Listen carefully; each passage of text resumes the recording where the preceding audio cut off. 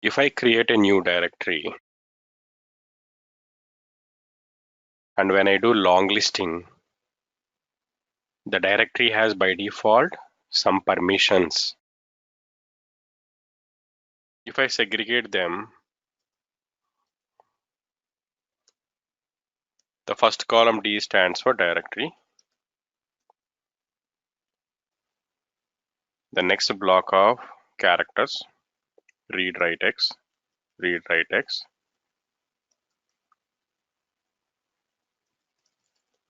Talks about permissions of owner, group permissions, others.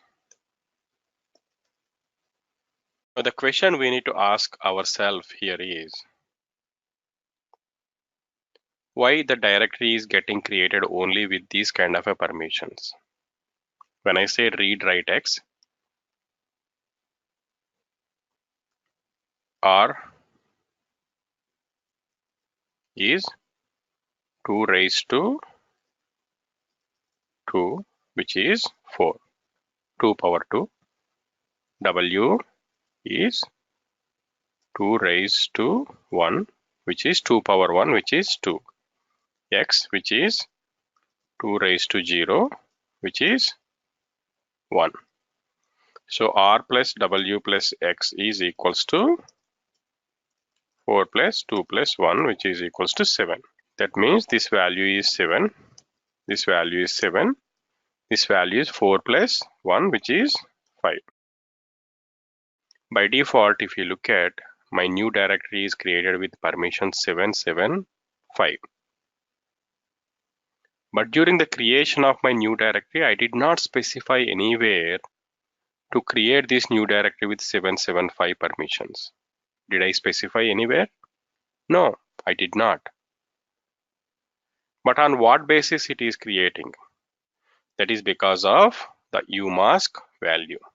If you look at my umask value is 002.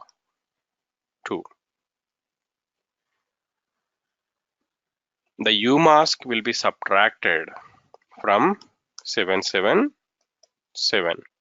So 7 minus 0 is 7. 7 minus 0 is 7. 7 minus 2 is 5. If you scroll it up, that's exactly the permissions you got. That means during the creation of a new directory, the default permissions are set based upon your umask value. Let me go ahead and change umask value to 7.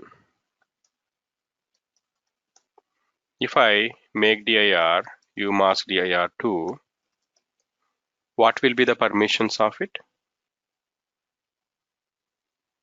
So you have to subtract 777 minus 007, which is 7 minus 0 is 7, 7 minus 0 is 7, 7 minus 7 is 0. That means read write X for owner and no permissions for others. So if you look at, my new directory will be with these permissions.